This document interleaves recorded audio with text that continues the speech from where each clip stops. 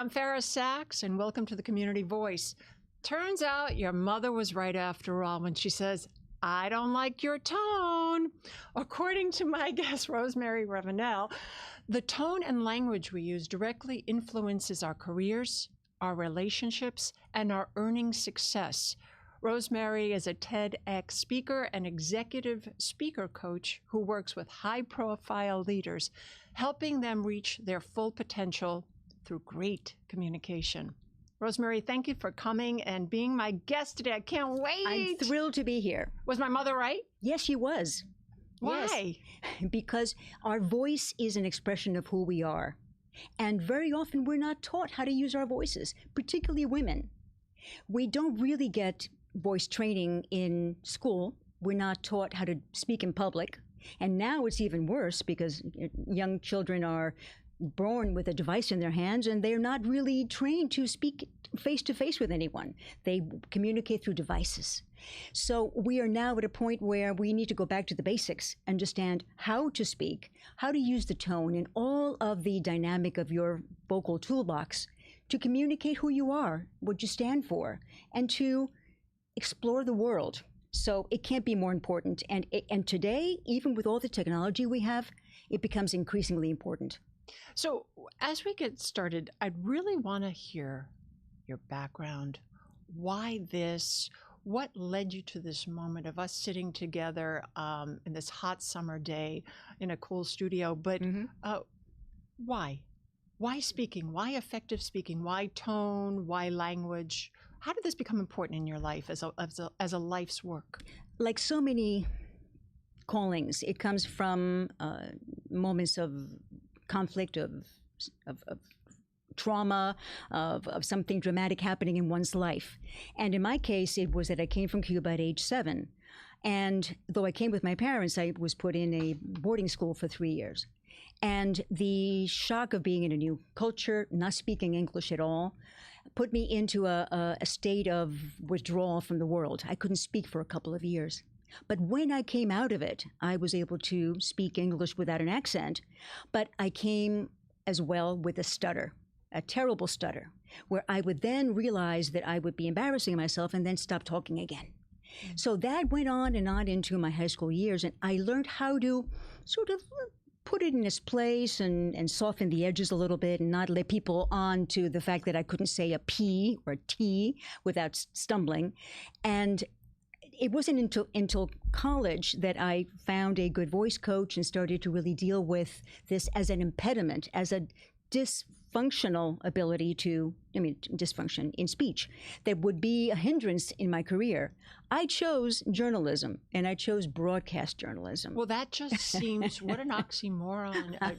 Let's just face our fears head on. Yes, because part of the way I dealt with my fear was mimicking the way TV personalities spoke. I spent a lot of time alone, so I would try to mimic the way Barbara Walters would speak, right? And just to take that whole posture and that cadence and that voice and pretend that I was there. So I had a secret desire early on to be a TV personality, which I ended up being later on. But the stuttering, actually, there was a moment of truth, and it had to do with a microphone. I was doing a radio program at Adelphi University, where I went to school for my undergraduate, and I had to interview the college president. He was sitting across pretty much the way you are to me.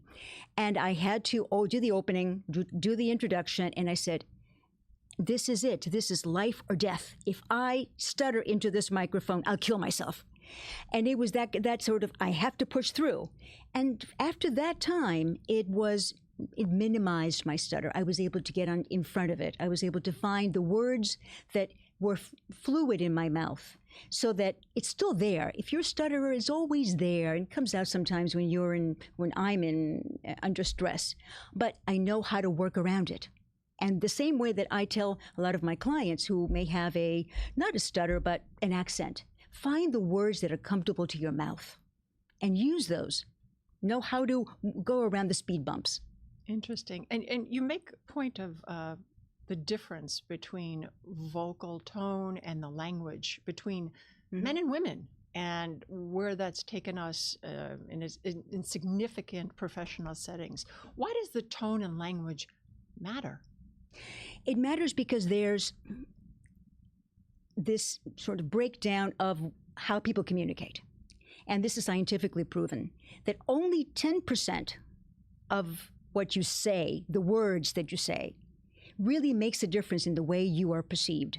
So the communication spectrum, only 10% is the actual words, the words that may be on that page. The rest is the vocal tone, the cadence, the volume, the pitch, right? All of those vocal dynamics. And then we're looking at a slide at you right now. Yes, right. Speaking to this, yes. Addressing it. And this, I love doing this workshop for women. And the rest of it is the body language. So the nonverbal constitutes also the energy of the voice, of the vocal qualities. The rest of it is what we're doing right now, gesturing, smiling, nodding. If you're standing, of course, there's a whole range of different vocabulary that you can use for nonverbal.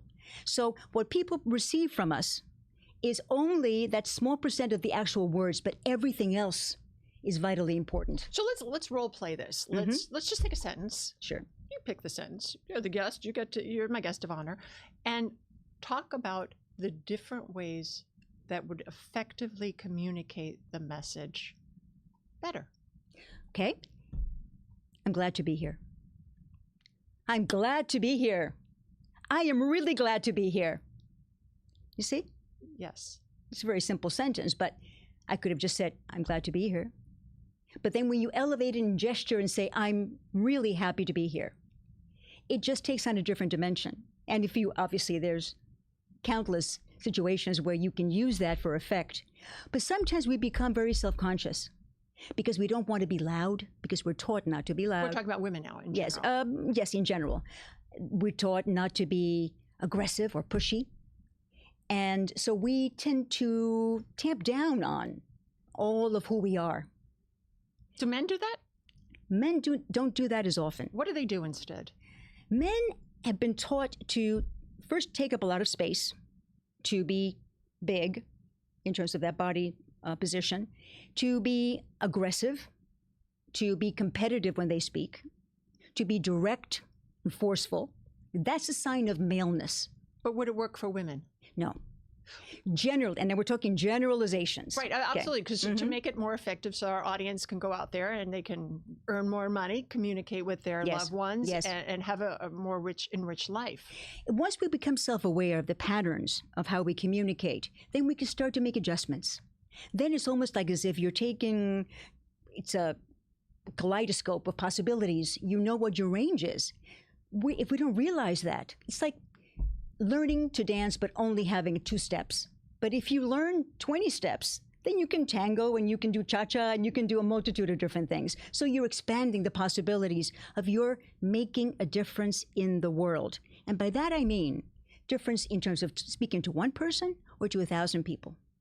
Doing it in your community, in your neighborhood, or doing it in the public square. So all of this multiplies, but it starts with your understanding how you're communicating and how you're being perceived, because communication is not one way. I have to listen and I have to look for your response. So we're looking for social, unspoken cues, yes. Nonverbal cues from whoever we're engaging with. Yes. Women tend to be more, again, another generalization. This is all based on linguistics and behavioral science. We look for agreement. We look to be more conciliatory. So we do this? Yes. And we are perhaps more patient, waiting for a response and looking for signals either through eye contact or smile or gestures with hands or a nod that you're receiving me, that I'm being accepted, that you're validating what I'm saying. Men tend to be just plowing through.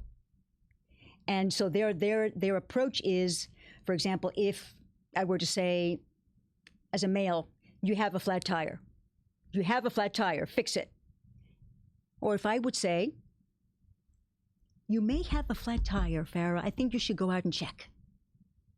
Right? I'm not going to say to you, you have a flat tire in this definitive way. Of course, sometimes men think that they know all about cars, just as before GPS, they knew exactly how to get there without a map, right? Okay. Never ask for directions. Yes. Yeah.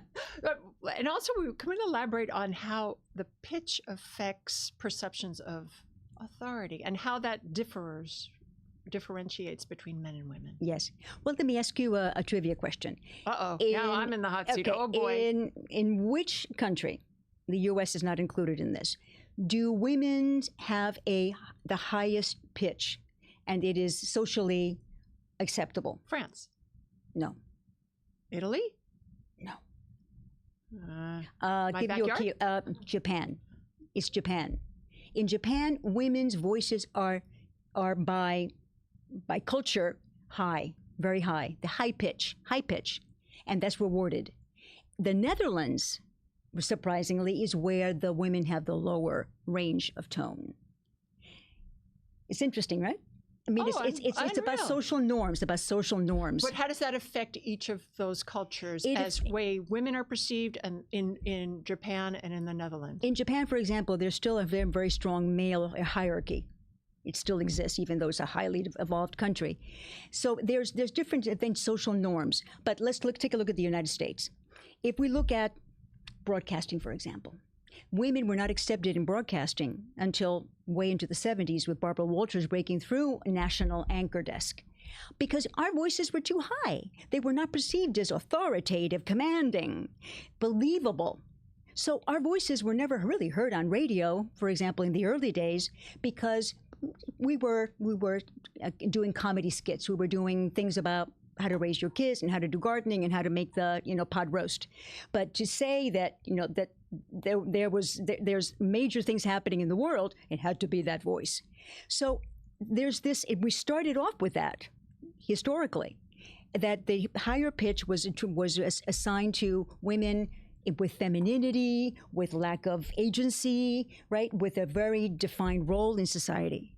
And then it started that we were then faces on the television, giving people the news of the day. And if you notice, it started with Barbara Walters was the first, but her tone of voice was rather low, right? It was slow, yes, deliberate, controlled, authoritative, right. So those examples really, without it being historically noted at the time, really were trendsetters. They opened doors for us. Around the same time, in the late 60s and 70s, sociologists have observed that women's voices, our voices, went down a lot because that was the women's liberation movement. So before then, the 50s and the 40s, the women were wearing aprons. We were wearing, yeah. I mean, there's nothing wrong with that. I totally, if that's where your jam is, it's totally great. But we're just talking historically where this all comes from. Yes. And disclaimer. But the women's liberation movement, the feminist movement, really started around mid 60s, 70s. That's where there was a claiming more of the authentic voice or also recognizing that in order to have a voice in the public square, you had to have a lower range of voice. Now it goes back to the Greeks. The Greeks, Aristotle was the father of rhetoric, right? They developed the oratory, right, in the big colosseums. Women's voices couldn't project. Men's voices did, obviously, before. Maybe they could have, but they just weren't given the tools, or they didn't think they could. Come on, let's give them the benefit of the doubt. No, because Aristotle said silence is a woman's glory. Well, I take that back. I've been wrong before.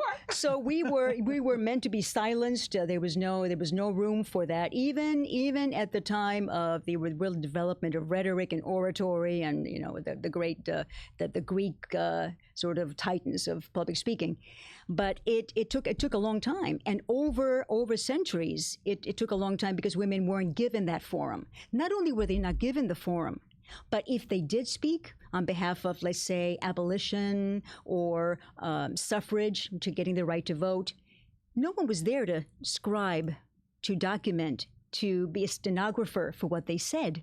So it's not captured. Hence, we do have, obviously, Lincoln, the Gettysburg Address, and we have all the other great men, speakers of the last couple of centuries, but women's were generally not documented. So they might have spoken, but we don't know what they said. I'm gonna take a quick turn to the left because the work that you do, how do people engage? How do you get started? Why is it important for corporations, companies, thought leaders to reach out to you or have, when they have reached out, what do you do with them so that there is effective communication between the teams that you're working with? Let's address that. And I'm going to get back to some other things that what I do is very, very bespoke. It's very personalized because there isn't, people might think that, well, I have to sound like a newscaster. You know, there's that voice, there's this tonality that is the right way. The best way is to be your natural self, but to do it with authenticity and with confidence, and to know that what you're saying has value.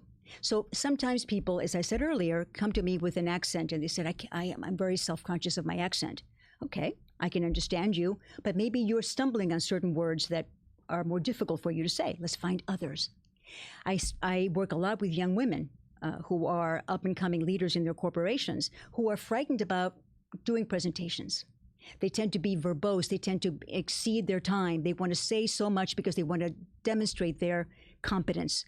What we work on is so they overcompensate. Yes, so we work on being brief, being succinct, to being in control of the message, and to showing that you are giving something of value, giving the information to the people who need to receive it.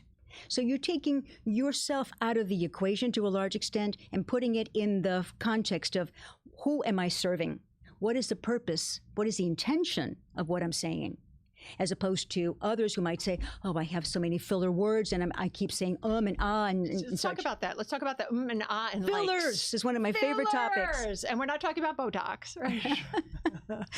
They're actually called word whiskers sometimes. I don't know where that came from. Word whiskers. Word whiskers. Okay. They are everywhere. You notice them particularly in younger, let's say, 20 to 30, in women tend to do this. You know, it's like these words are like, you know, they're all everywhere. And I don't know, I'm a little nervous. And so you know what it's like. I tend not to speak. What is that? What is that about? That's about, it's not hesitation. It's a pattern of speaking where you're not thinking clearly. So these words are coming out jumbled. It's like a pattern interruption. Instead of saying, I'm happy to be here, or I'm nervous about being here. No, that's not what you said. When you said, I'm happy to be here. Come on. I'm happy to be here. But it's the like and and I mean, and more the like. The like is chronic. You hear like, it's like this, it's like that, so So this is not like your mind trying to think of the way to put the sentence together. Is it that? It is. It's that. But it's also a pattern of speaking that people learned, yes. So how does one break? You have to be determined to break it by listening to yourself. If you record yourself and listen and then understand where you say it and why you say it, and then try to find ways of avoiding it by having a clear path to what you want to say. So most of the time, it's like the mind is rambling through or is wandering through of trying to find the words. If you know what you want to say and you're explicit about it, you know what you want to communicate, then all of that clutter starts to sort of crumble away. Is it a pause that you take? Pauses are wonderful. Pauses and a breath is wonderful. In fact, the pause is probably the best antidote to using a lot of filler words. Now, the ums and ahs are not as bad. They're what we call hesitation markers, which means like, I'm thinking. Ah, it's good. There's just a little, it's like fillers on light. Yeah. and it's not as egregious, but it's the chronic, when probably people who have sat here, we're talking to you, might start with, well, I mean, or well, you know, and then continue that pattern throughout, answering a question with a lot of filler preamble, as opposed to just answering the question. So as a receiver of this information, one can see it as less authoritative, less self-assured. Sometimes even less intelligent. So this was where we were talking about the business a community that you work with, is getting that out so that people can communicate more effectively. Yes. And that they could be good earners and command the salary that they want. I mean, you bring that up into a lot of like, it's I proven. like, maybe it's, It's proven that people who speak clearly, who are articulate, who are succinct. Look, I have the ABCs of speaking: be authoritative, be brief, brevity, and to be clear. You can say authentic as well as authoritative. So these are fundamentals. So people who speak with that clutter are perceived as being little fuzzy, right? A little bit unsure of themselves. So if you could go into an interview for a job, you want to go right targeted to what needs to be said. Now you can be a little softer and have more conversational approach. You don't have to be, robotic. But as far as fillers, one last thought. With podcasts, there's software that actually extracts the filler words from a guest's responses. Wow. So it's important. Very, very important. And you did something very important for yourself. You did a TEDx talk. Let's talk about what that meant to you in your work. It was a beautiful talk about slaying dragons. Yes. And we have a picture of you in action there. Yes. It was amazing. It was just exactly a year ago. There you look, are. I was waiting for the your hums. Yes. I only got it for the first 7 seconds, which was part of your speech. I did it to the effect to what you're going to be talking about. I did a rant with tons of filler words, and then I said, first 7 seconds is, you probably thought that I was not meant to be here because I was speaking with total filler words that were jumbled and disorganized. So I was there for effect to get started into my talk. It was wonderful. It was a wonderful effect. Yeah. But of all the work I've done in front of the camera, I had the pleasure of doing MSNBC as a contributor for a couple of years live. I've done spokesperson work. I've done lots of public speaking, but the TEDx talk was probably the most challenging. Why was that? Because it was mine alone. I wasn't reading a script. I wasn't looking at a teleprompter. It was my story, my belief, my values, my message to the world.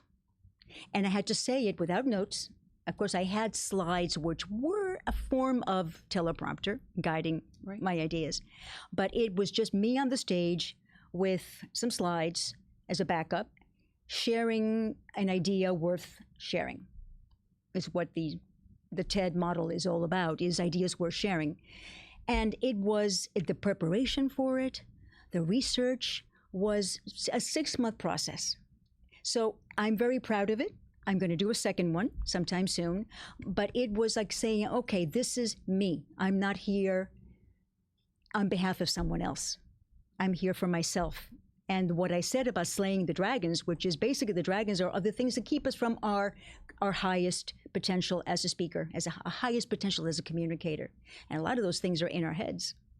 Absolutely. And what was your takeaway from that for yourself? What did you learn about yourself in that moment? Were you shivering in your shoes? Were you... I was tremendously nervous. Were you present? To tell you the truth, once I got out on stage and started speaking, I was. But backstage, I was in agony. My throat started to constrict. I thought I had swallowed something. I had taken a couple of Advil, and I thought they were still stuck in there. That's the way it felt. It's agonizing. It's anxiety provoking, and I think that's the biggest challenge, that you really challenge yourself to the things that you were most scared of your whole life. Yes, and it once you get through it, you recognize, yes, of course I can do it. The impasse is in my head alone. But the backstage, and I know people who've done theater know this, that backstage is always filled with jitters and butterflies in the stomach. But once you get out there and you say the first few lines or the first few words, then you're in flow. Then you're in flow. And speaking of words, tell me about your book. This is tremendous, and I cannot wait to read it. The Joy of Thinking Out Loud. Yes, because for so long I could not speak. and I suffered for so many years. And I kept that sense of being an imposter way into my career when I was representing companies and doing television. I kept that in the back of my mind that I'm really a stutterer. I really shouldn't be here. That imposter syndrome stayed with me for so long that when I finally said, I need to find the joy in doing this. If I'm doing it with tension and if I'm suffering through this, it's not right. I'm not being authentic to myself and to the audience. But if I find joy in it, that joy can be transmitted. And then it might inspire people to be able to find their own voice. Because you were talking about the imposter syndrome, and it's more frequently among women. Yes. What factors contribute to that phenomenon? How, as women, can we mitigate it? By going out there and doing what we do. There's still a sense, particularly in business, and doesn't come from me, it comes from research, that there is still a sense of not having quite the same parity with men in a competitive workplace, having to work harder to demonstrate your worth, having to compete in men's terms, in the men's arena, as opposed to just in the egalitarian playground of sorts, where everybody can do their thing in their own way, which is why it's so important to see how we communicate differently, because then we can understand it, respect it, and use it as a way to build bridges, not to say you're this way and I'm this way, that we understand how we communicate. And it's really women are from Mars, Venus, and men are from Mars, yes. And something. And yes, and that was seminal, because that looked at relationships and how, yes, the communication in a marriage or in an intimate relationship or in families can be fractured if we don't understand how each person expresses himself or herself, what you need as expressed to me, and then what I'm hearing, and of course listening is such an important part of it. And women do more eye contact for that validation. Yes, correct? Yes. There's more of a sense of looking for signals. There is a more of an intimacy that's sought, and a connection on nonverbal terms. Men are more assertive. As a matter of fact, there's a wonderful cartoon, two women in an office setting, and one asks the other, what's the difference between aggressive and assertive? And the other one answers, your gender.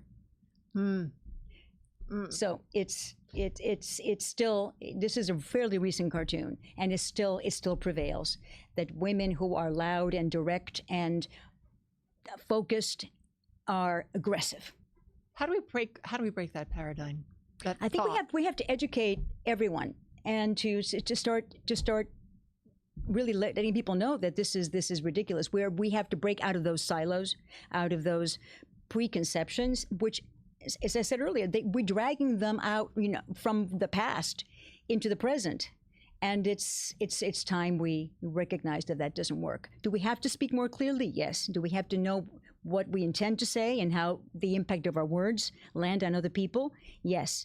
But to just start thinking about, oh no, she speaks this way because she's a woman, or he speaks this way because he's a man, is rather silly at this point. We just have to understand that everybody has a different personality, but that he's going to be saying this because that's the way he was taught. Or I'm going to say this because that's the way I was taught, but we can change that. Absolutely, and it's scary. To change is fearful. It's a pattern that we have to let go of, and of who we are, and really take space at the table. It takes a degree of risk. A lot of people who come to work with me privately are in that space where they have a lot to say, but they're fearful of how they're going to be perceived, because they have been rebuffed, they have felt rejection, they have felt some kind of a pushback at times. So we find a sort of a softer way of introducing their ideas. Maybe it's the body language, maybe it's the tone of voice, the pitch, and all the vocal dynamic that comes into it that has to be just adjusted a little bit. But then when they go back and they start to actually implement the plan of action, it's a revelation. Is this in the business sector, or are we talking about interpersonal? It's in the business sector. But recently I had an opportunity to work with middle and high school youth to teach them how to do public speaking. Not debate. Debate is something that's already taught, but how to speak in public, how to do a 2-minute impromptu speech. Isn't that wonderful? And at the beginning, they were just not able to talk. They just shrunk.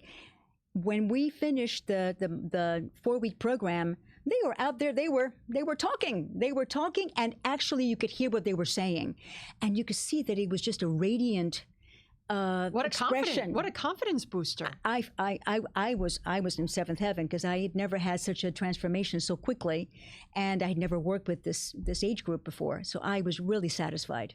Wonderful. In the time we have left, tell our audience something that we might not have covered in the couple of minutes. Oh boy, we have an hour now. No. I'm just saying the most important thing is if you really want to improve your public speaking, speak anywhere and everywhere. Take the opportunity to speak at a town hall, at a community board meeting, at your child's school. Record yourself. Tell stories. Document your life. The story that we tell is ours. Don't let someone else tell your story for you. And use your voice for that purpose. We have a multitude of ways of recording voices now, and you capture that. Listen to yourself. Important. Fall in love with the sound of your voice. Because everyone's voice is unique. It's like a fingerprint.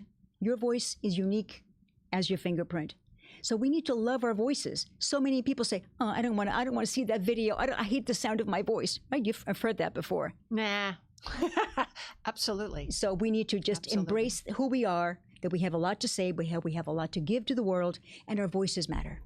And you're taking on new clients? Yes. Locally, and not only locally, but out of state as well? Yes, out of the country, you work with a lot of different clients. I work with companies in all sectors, as well as government, nonprofit, and I work by Zoom. So I'm available, and of course I work in the bilingual space, so I work equally well in Spanish as I do in English. Wonderful. And I can't wait to read your book. When does it hit the shelves? So far, the date is March of 2025. So what an arduous process. Next year. But it seems like you got big muscles and you can do it. Writing a book is another ordeal. But again, just like anything else, once you break through, it hopefully will lead to other books. So just like a TED Talk, it takes a long time, a lot of thought, a lot of dedication, and a lot of putting yourself out there. So I'm enjoying the process. And it's been a wonderful time with you. And my mother was right. It's all about your tone. Yay! Thanks, Mom. And I'm really happy to be here. And I was really happy you were here with me. Rosemary, thank you so much for this time. And thank you for joining us today. I'm Fara Sax. Until next time, take care of yourselves and each other. How was that, Rosemary? Was it loud and It was wonderful. You got it, my friend.